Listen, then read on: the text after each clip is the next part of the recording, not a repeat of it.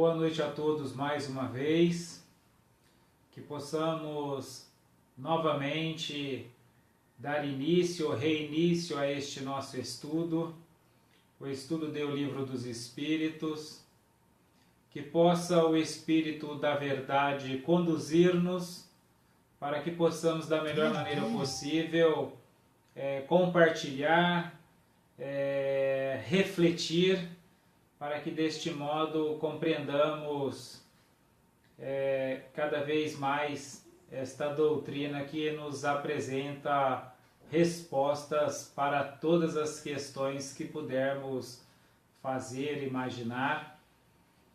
E no próprio Livro dos Espíritos encontraremos respostas para todas estas questões, como assim assevera o companheiro Viana de Carvalho, pela voz de Edivaldo Pereira Franco. Nós estamos estudando a introdução do estudo da doutrina espírita, né? Como eu havia falado nos estudos anteriores, o Livro dos Espíritos é composto por uma introdução de estudo da doutrina espírita, ou seja, o próprio Allan Kardec elabora uma metodológica para se estudar Espiritismo, portanto não é um livro que devemos apenas ler, né? Existe uma metodológica que embasa e nós estamos agora estudando este tópico. E nós iniciaremos agora o item 3 do estudo da doutrina espírita, intitulado A Doutrina e seus Contraditores. Eu fiz uma prévia no nosso estudo anterior acerca deste título, né?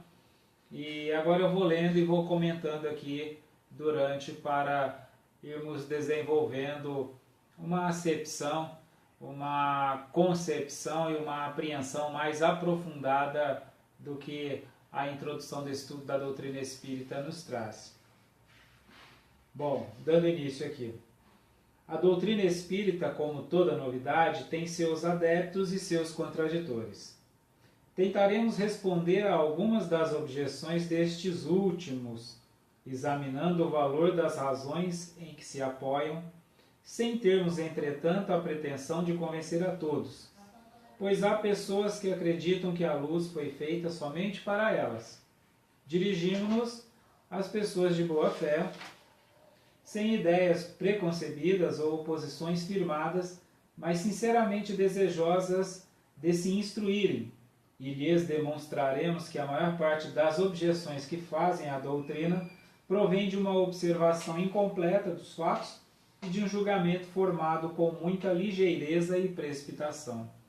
Este trecho da fala de Kardec aqui é um trecho demasiadamente amplo, e aqui ele começa dizendo que ele vai tentar responder algumas das objeções, né, que os contraditores apresentam, examinando o valor, as razões, né, o valor das razões em que se apoiam, e ele já diz que não tem a pretensão de convencer a todos, e que na verdade algumas pessoas acreditam que a luz foi feita apenas para elas, né, no sentido que só elas podem compreender e outros não, né, só as teorias e teses destas pessoas seriam verdadeiras, a dos demais não, né? E Allan Kardec diz que dirige aqui as pessoas de boa fé, aquelas desejosas, né, sinceramente desejosas de se instruírem, ou seja, não desejosas de provarem que estão com a razão, mas desejosas de se instruir. Isto implica que muitas vezes revisarmos nossa razão, revisarmos nosso conceito. E ele diz que a maior parte das objeções feitas para com a doutrina espírita na verdade, provém de uma observação incompleta dos fatos e de um julgamento formado com muita ligeireza e precipitação. É muito interessante este final, né? A maior parte das objeções provém de uma observação incompleta. Fazer uma observação completa não é um feito comum cientificamente falando.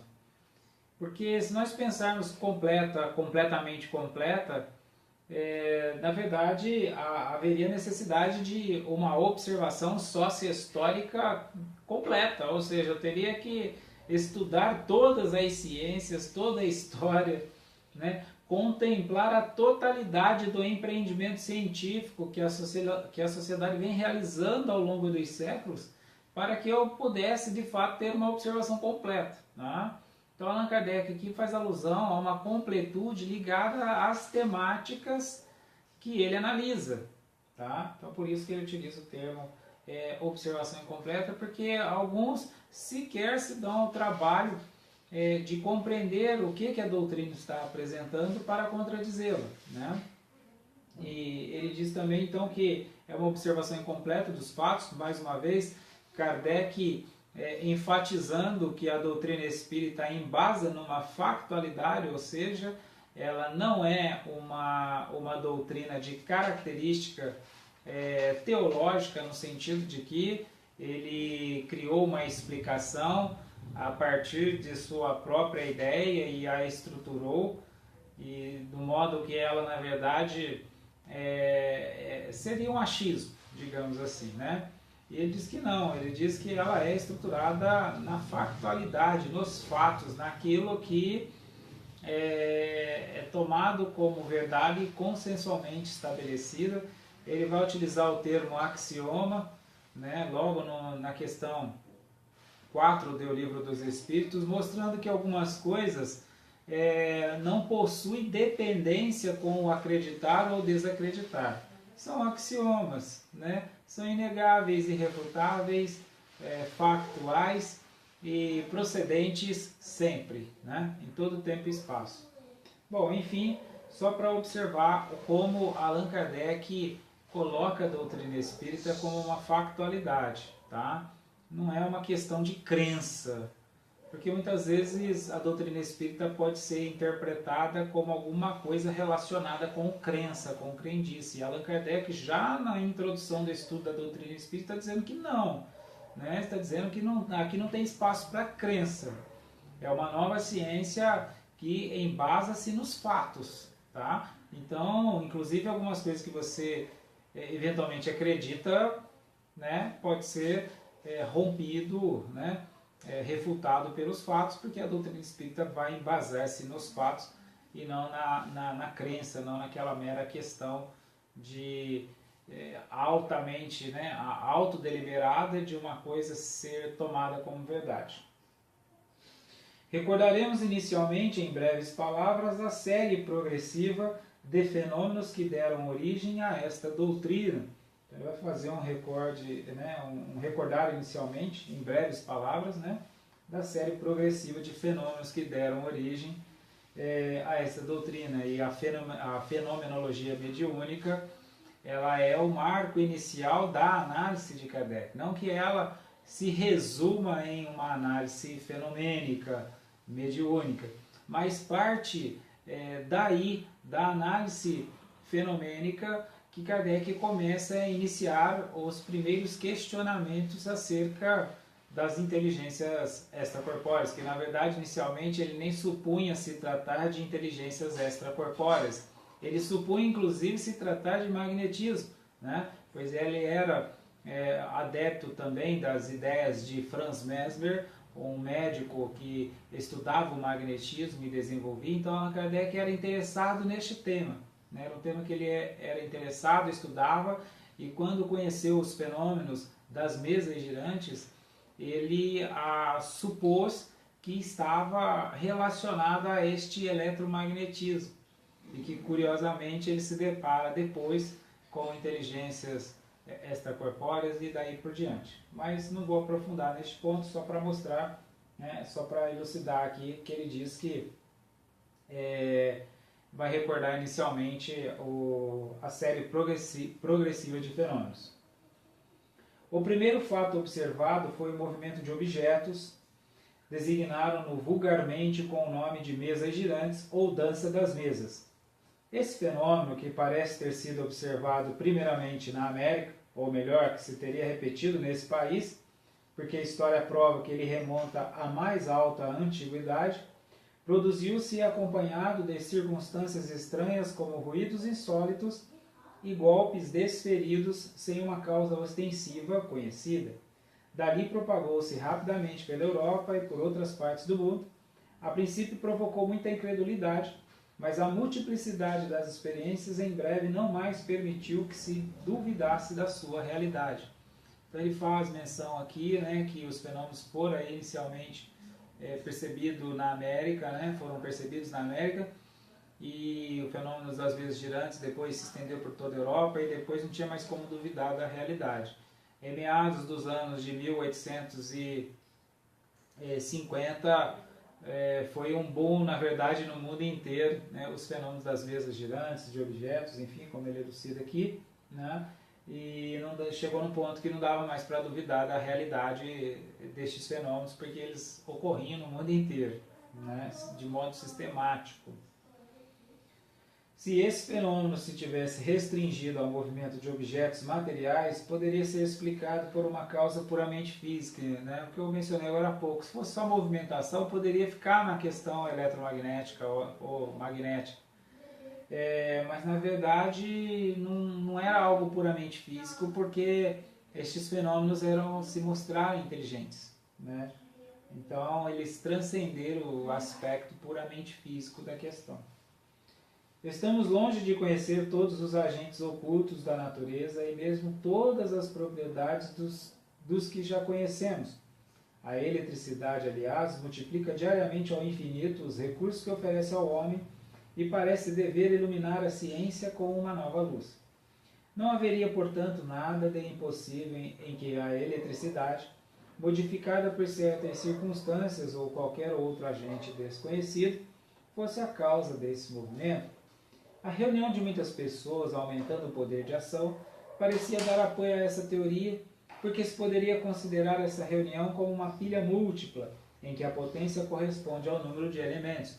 Então ele faz uma analogia que poderia ser entendido, né, várias pessoas reunidas como pilhas múltiplas, né, pessoas reunidas gerando energia, eletricidade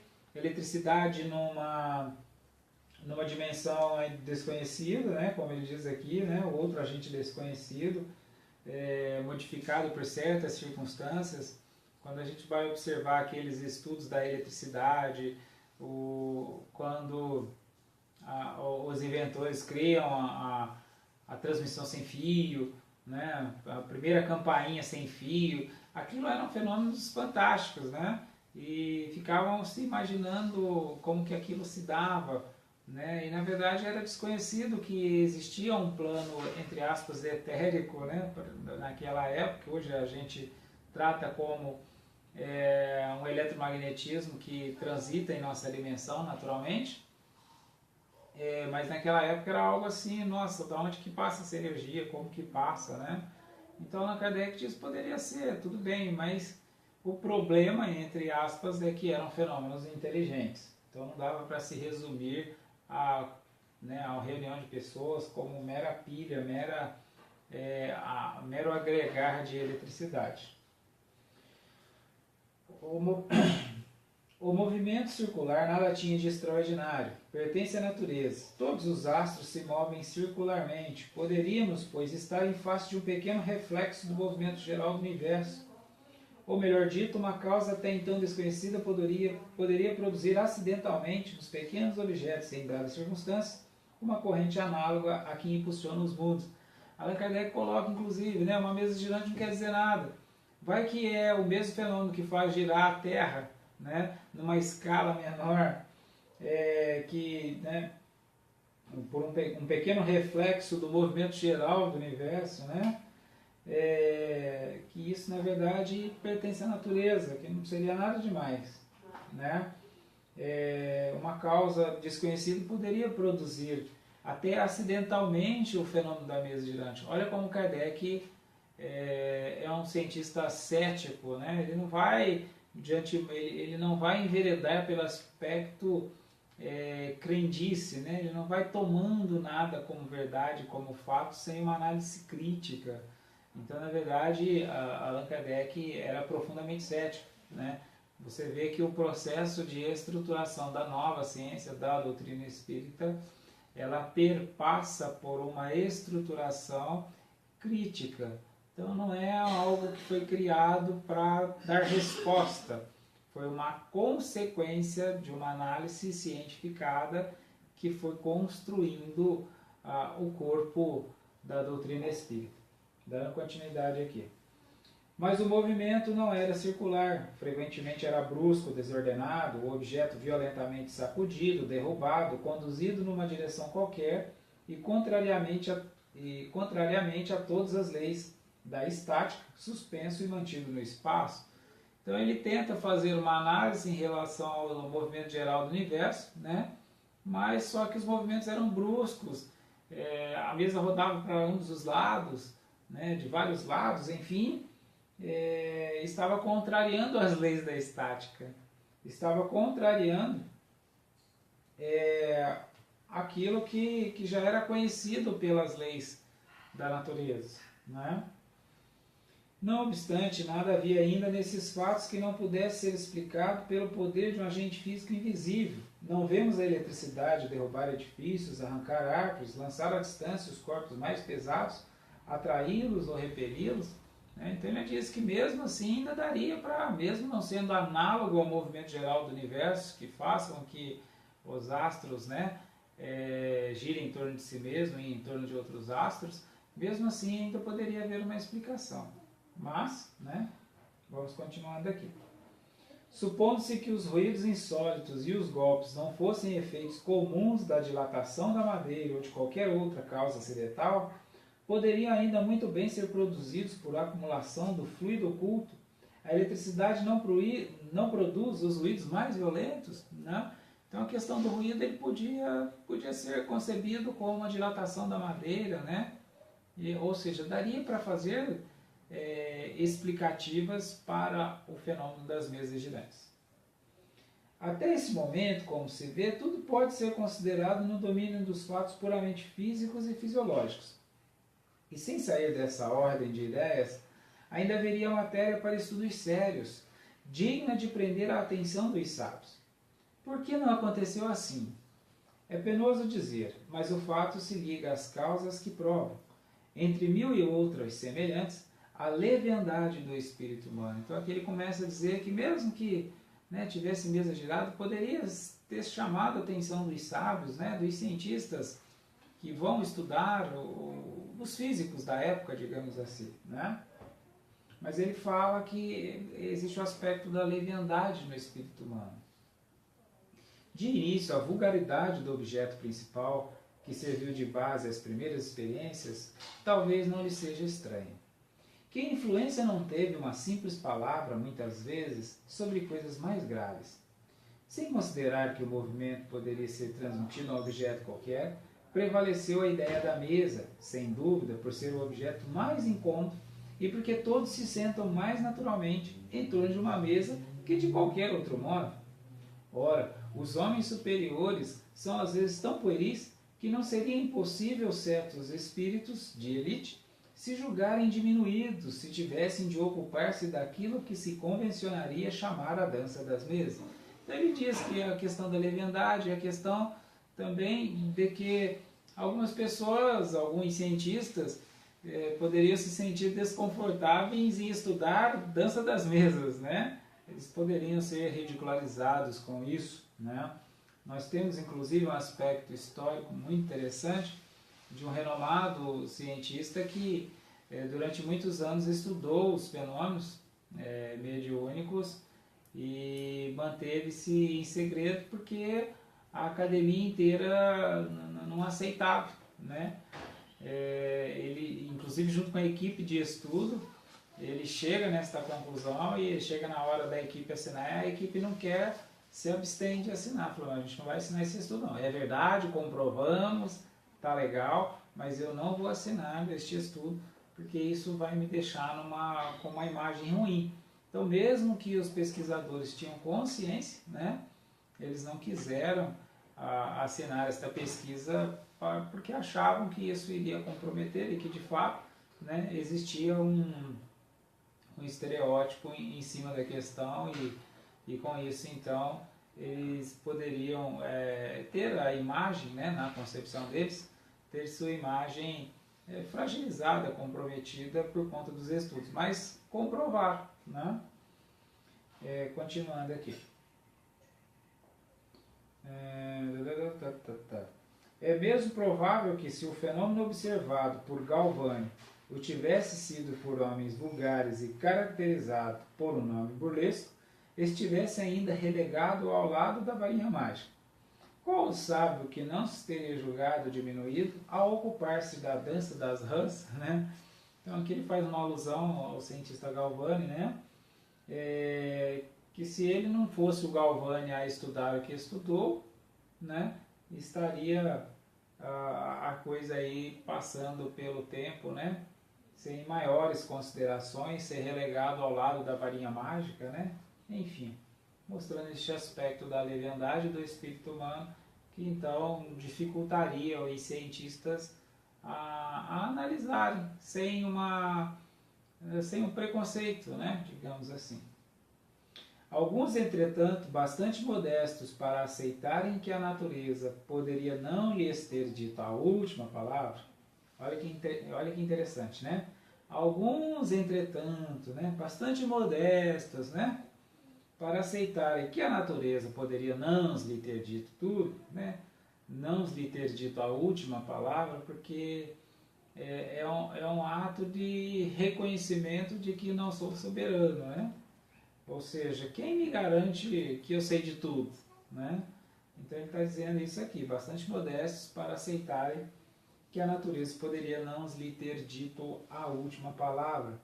Quiseram ver para a tranquilidade de consciência. Mas aconteceu que o fenômeno nem sempre correspondeu à sua expectativa, e por não se ter produzido constantemente a sua vontade segundo a sua maneira de experimentação, concluíram eles pela negativa. Então, uma característica peculiar ao estudo das mesas girantes. Diferentemente de alguns outros fenômenos físicos, eles poderiam ser reproduzidos quantas vezes quisessem e obtidos os resultados igualmente em todas as experimentações. Isso não ocorre na doutrina espírita. Não dava para ter uma mesa girando numa hora e manter este processo, né? Repetir, porque eram inteligências extracorpóreas, ou seja, eram seres inteligentes e independentes. A mesa girava quando eles queriam, não quando o cientista queria. Então isso foi gerando uma certa concepção em alguns, né, que acabaram levando isso pelo lado negativo, ou seja, a gente não vai poder provar. Né? Se não tem como a gente controlar este fenômeno, não há como provarmos. E se não há como provarmos, não há por que entender isso como ciência, partindo daquela premissa, da premissa de que teria que fazer com que repetisse sempre os fenômenos. Olá, Evaldo, beleza? Na escuta aqui. Maravilha, Evaldo. Seja muito bem-vindo em nosso estudo aí, tá? Se tiver alguma colocação, algo para compartilhar, tá? Fique à vontade aí, estamos juntos estudando um pouquinho sobre o Livro dos Espíritos. Bom, dando continuidade então, né? Esta questão de ciência, quando a gente fala de ciência, nós estamos falando de um empreendimento social e que vai ficar a critério de cada cientista a premissa, né, a epistemologia considerada para desenvolver aquela ciência, ou seja, alguns cientistas poderiam tomar que a ciência só poderia ser aquilo que pode ser experimentado e repetido de modo contínuo. E isso não era uma ciência, ou seja, a doutrina espírita é uma ciência que acaba enveredando por aquilo que nós hoje chamamos de ciências humanas. E nas ciências humanas há um dinamismo muito maior que as ciências exatas, né? Porque as ciências humanas ela vai lidar com fatores humanos, vai lidar com questões, né, dinâmicas muitas vezes. E já as ciências exatas, 2 mais 2 vai ser 4 desde sempre, né? Porque se analisa algo de modo muito direto. E quando nós enveredamos pela ciência humana, a gente vai ter que fazer uma consideração epistemológica jamais ampliada. E aqui é onde poderia gerar dúvidas para alguns cientistas, inclusive que não compreendem muito bem a epistemologia, porque a epistemologia não é um conceito muito bem desenvolvido, inclusive nas próprias academias.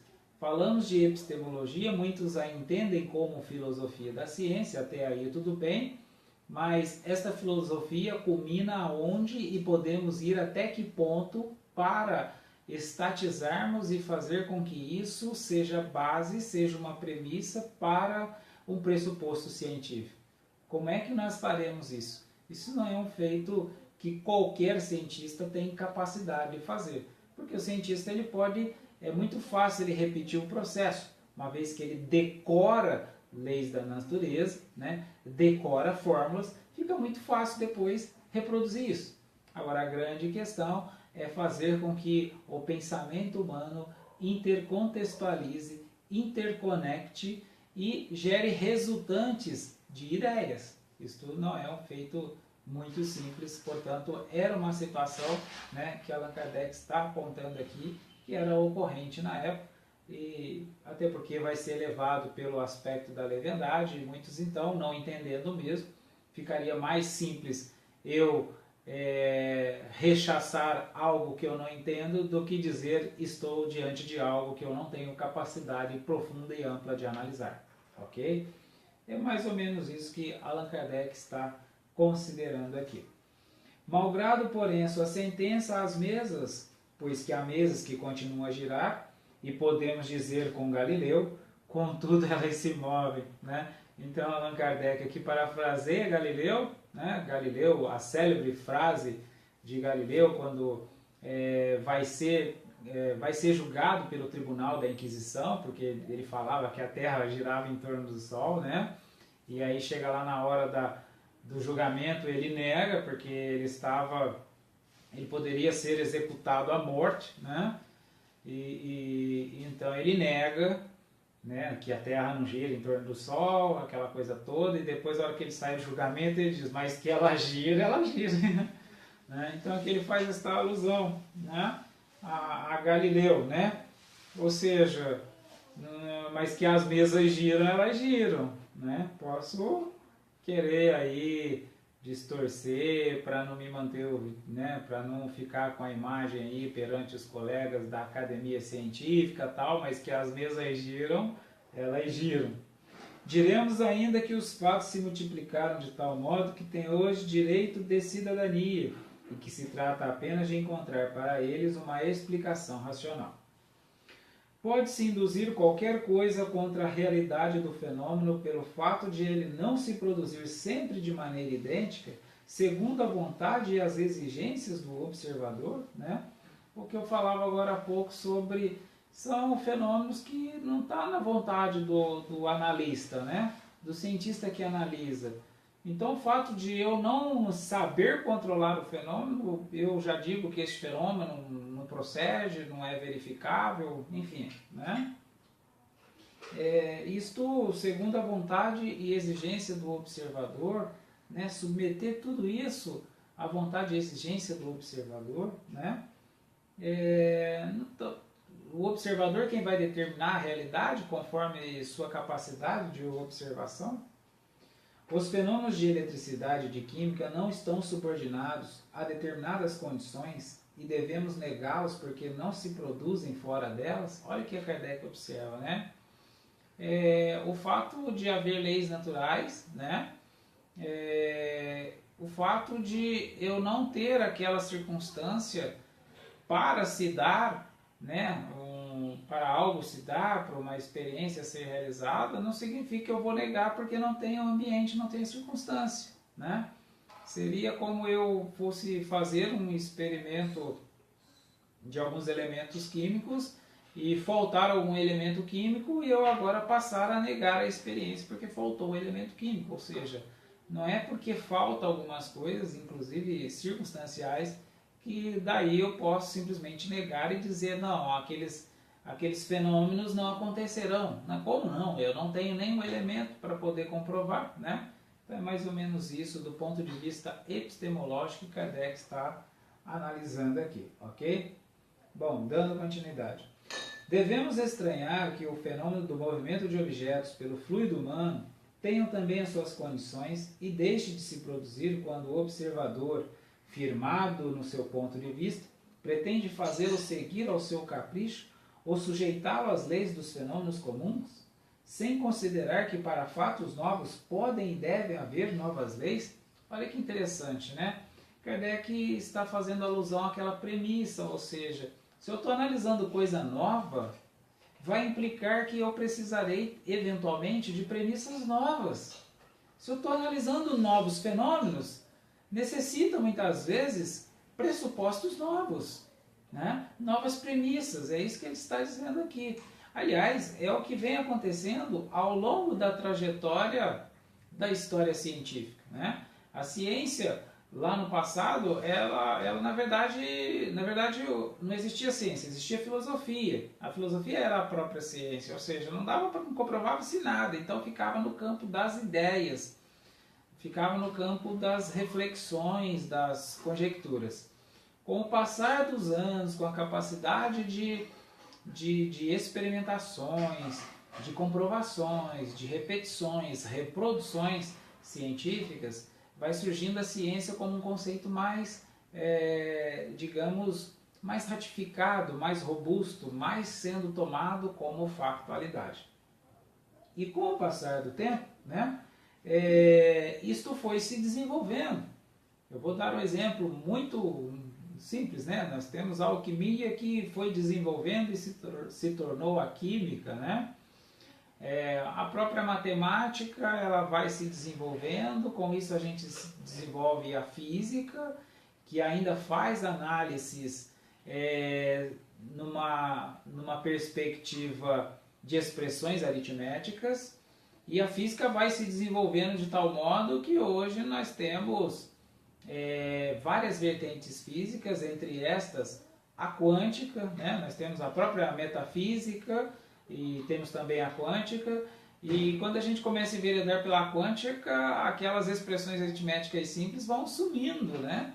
Porque a gente já começa a enveredar por fatores energéticos, dos quais vão contemplar valores dinâmicos, ou seja, não tem mais matemática estática, agora a gente vai falar em dinamismo, ou seja, enfim, a própria premissa de ciência, ela vai se alterando com o perpassar dos anos, né? Inclusive a própria ciência humana, vou dar um exemplo, a própria criação da sociologia, né? A sociologia era algo que não existia até em meados do século XVIII, né? Ela vai começar a se consolidar como sociologia. Alguns dizem que é através de Augusto Comte, outros através de Adam Smith, Max Weber, enfim, vai um pouquinho de cada um, né? A gente vai observar que ela começa a consolidar-se como ciência quando algumas teorias sociológicas passam a não ser mais refutadas, ou seja, vai se mantendo, vai se consolidando, vai se tornando factualidade e até então irrefutável. E bem pelo contrário, cada vez mais ratificadas, né? Então vão sendo tomadas agora como ciência. Então a ciência tem esta forma de desenvolver-se, né? E o que Kardec está apresentando aqui é que não dá para eu supor que eu detenho tudo isso, todo este arcabouço.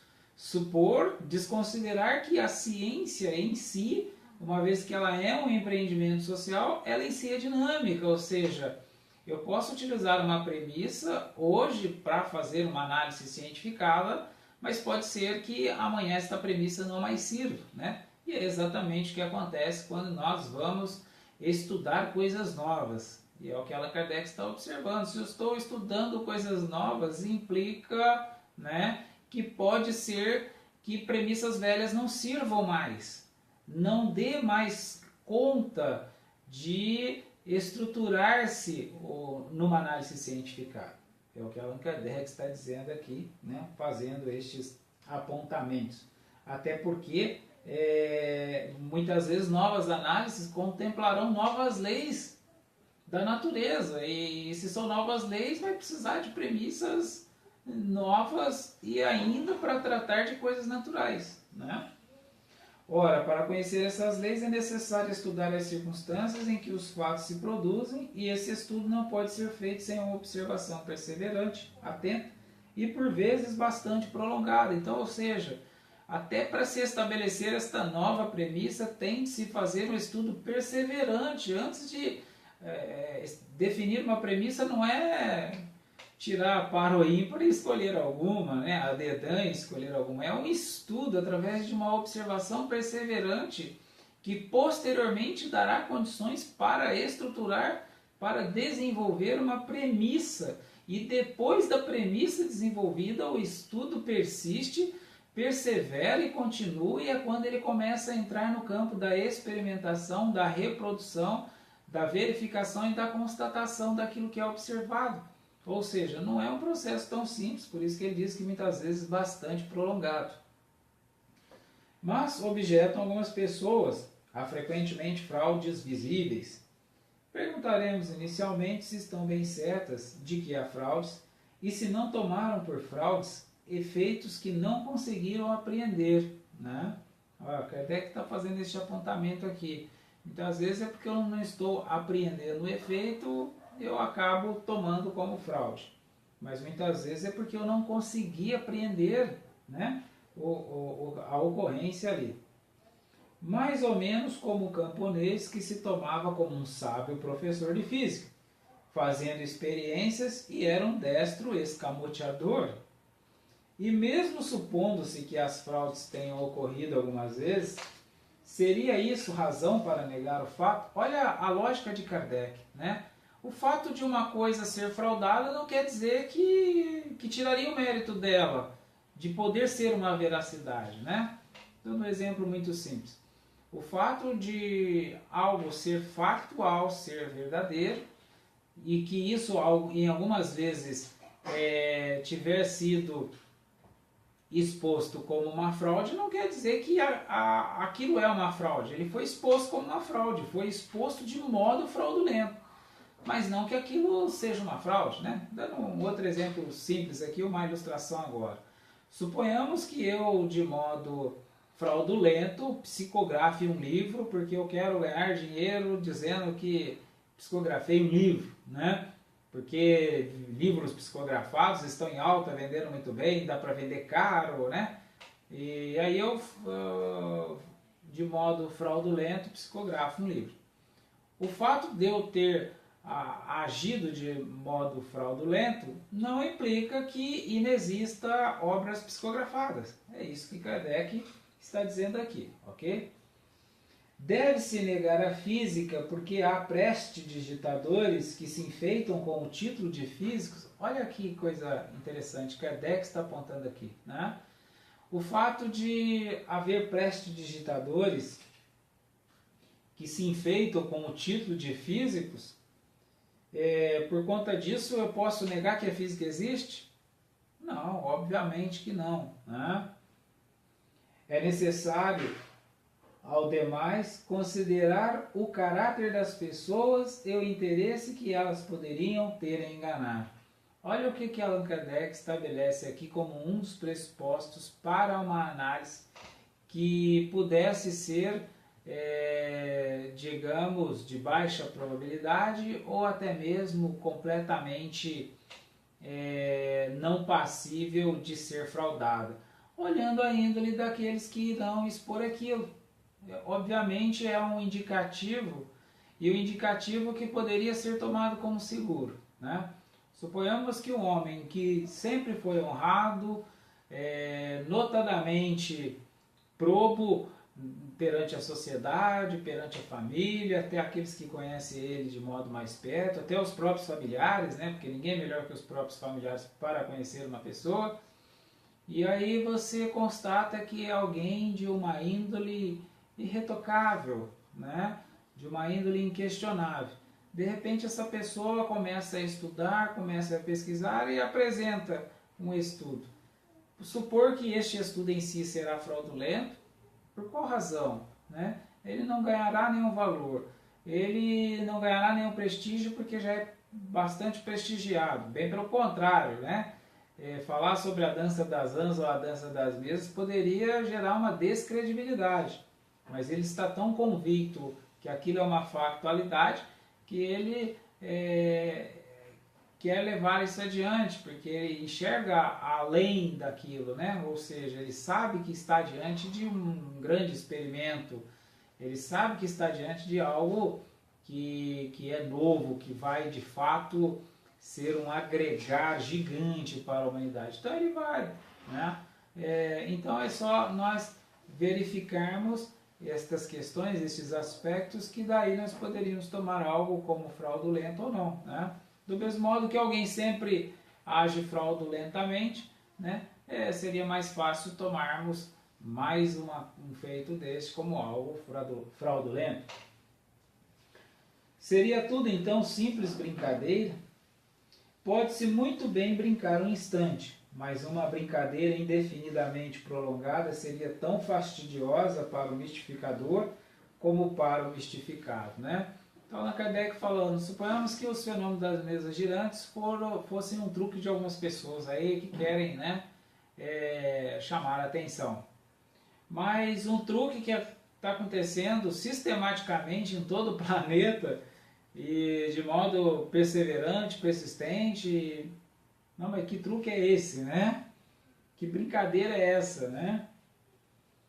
Haveria, além disso, uma mistificação que se propaga de um extremo a outro do mundo e entre as pessoas mais graves, mais veneráveis e esclarecidas, alguma coisa pelo menos tão extraordinária quanto o próprio fenômeno, né? Porque Allan Kardec começa a observar que o fenômeno está acontecendo no mundo inteiro, de um extremo a outro do mundo, né? Em vários países, em vários continentes, e inclusive entre pessoas das mais veneráveis e das mais esclarecidas, né? Intelectuais, cientistas, né? Nós temos vários aí que participaram dessas reuniões assim de maneira analítica, curiosa, né? Tentando entender o que era aquilo. Há um fenômeno muito interessante registrado por William Crookes, né? Pelo espírito King. Então William Crookes, durante 3 anos, ele assiste reuniões de materialização, ele vê o espírito, ele conversa com o espírito, e aquilo para ele é algo muito curioso, né? Porque ele é um cientista, ele é alguém cético e de repente está diante desta situação. E ele fica durante 3 anos neste relacionamento com este espírito químico, com esta materialização, né? Estudando aquela situação para entender. E era alguém intelectualizado, era alguém renomado na sociedade. Então, que tipo de mistificação é essa que atrairia estas pessoas e conseguiria, por um período tão extenso, né, atrair a atenção de grandes, renomados intelectuais, de cientistas, de curiosos, enfim, é algo no mínimo passível de ser observado com muita atenção, né? E obviamente não dá para tomar isso como uma simples fraude, como uma mistificação qualquer, porque era na verdade um fenômeno a nível mundial. Bom, aqui encerra o item 3 da introdução do estudo da doutrina espírita. Observe que Allan Kardec aqui, quando fala sobre os contraditores, né, sobre a doutrina e seus contraditores, ele começa a fazer uma observação que a contradição sempre tem uma característica para aqueles que não entendem, né, não compreendem que é ciência, não compreendem bem os fatores epistemológicos para a construção de uma análise cientificada, pelo espírito da leviandade, né? Porque às vezes Allan Kardec acaba sendo observado sem maiores considerações, porque a doutrina espírita nasce com as mesas girantes, né? Fala, mas uma doutrina que nasce com mesa girante não é digna de credibilidade, né? Então ele começa a mostrar que não é parâmetro, né? Ainda que ela nascesse de pombinhos coloridos dançando no telhado, né? Tá, mas aonde se chegou depois disso, né? Como se concluiu depois que estas coisas se deram? Ou seja, A ciência não está submetida aos meus achismos, aos meus estereótipos, aos meus paradigmas, às minhas suposições. Ela é em si a ciência, ou seja, eu posso não gostar, posso não concordar, posso não achar, posso não supor, ela vai ser fato, vai ser veracidade independentemente. Ou seja, ciência é uma factualidade. E factualidade não independe de minha observação, de minha percepção como factualidade. Depende da factualidade em si mesma. E quando a factualidade é em si mesma, você vai ter variáveis entre observadores, mas a observação se mantém estática. O observado se mantém estático, e fora o que ocorrera com os fenômenos das mesas girantes.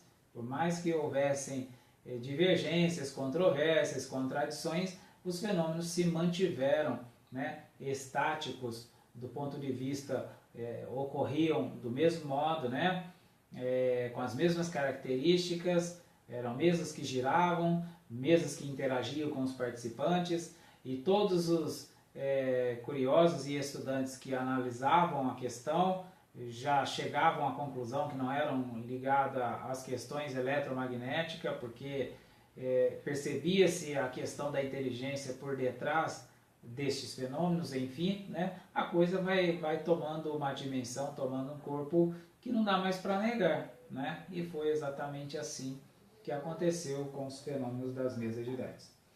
No próximo item, no nosso próximo estudo, nós estudaremos sobre as manifestações inteligentes, que é a parte que vai contemplar, né, as inteligências que estavam por detrás dos fenômenos.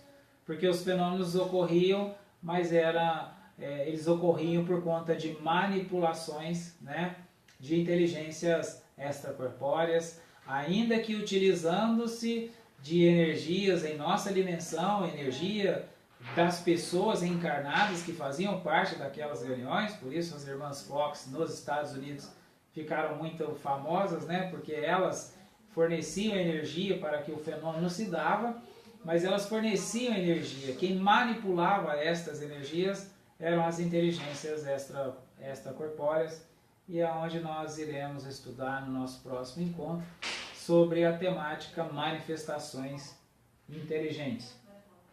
Bom, gente, um breve comentário aqui. A gente, às vezes, parece que a gente está estudando a doutrina espírita numa perspectiva talvez um tanto assim incomum, no sentido de que a gente está considerando, né, os aspectos científicos que Kardec coloca a doutrina, né, que ele trata como nova ciência, mas o fato é que o importante para nós aqui, como o próprio Kardec disse, é o pensamento formado acerca das ideias e não acerca das palavras das quais nós utilizaremos.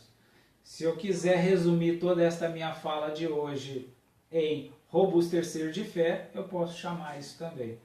Porque nós observaremos que esta nossa análise cientificada acerca da metodológica que Allan Kardec apresenta para se estudar a doutrina espírita, nós veremos que é exatamente esta metodológica apresentada por Kardec que nós iremos estudar a doutrina espírita e compreendê-la de tal modo que independerá de qualquer ação deliberada acreditar em outra coisa. Logo, a doutrina introjeta-se naturalmente, a compreendemos e a apreendemos como uma factualidade, e, portanto, é quando, a partir daí, nossa fé se torna inabalável, porque nós somos capazes de encarar a razão face a face em todas as épocas da humanidade, como assim dissera Allan Kardec. Meus amados irmãos, muito obrigado pela companhia de vocês, e espero que possamos, no nosso próximo encontro, neste mesmo horário, neste mesmo canal, darmos sequência neste nosso estudo. E lembrando mais uma vez, fiquem todos à vontade para compartilhar, para enviar perguntas, para fazer sugestões, para que a gente vá estudando da melhor maneira possível, para compreendermos cada vez mais o Espírito da Verdade, que é o único caminho, única verdade e única vida para todos nós. Meus amados irmãos, muita paz para nós todos.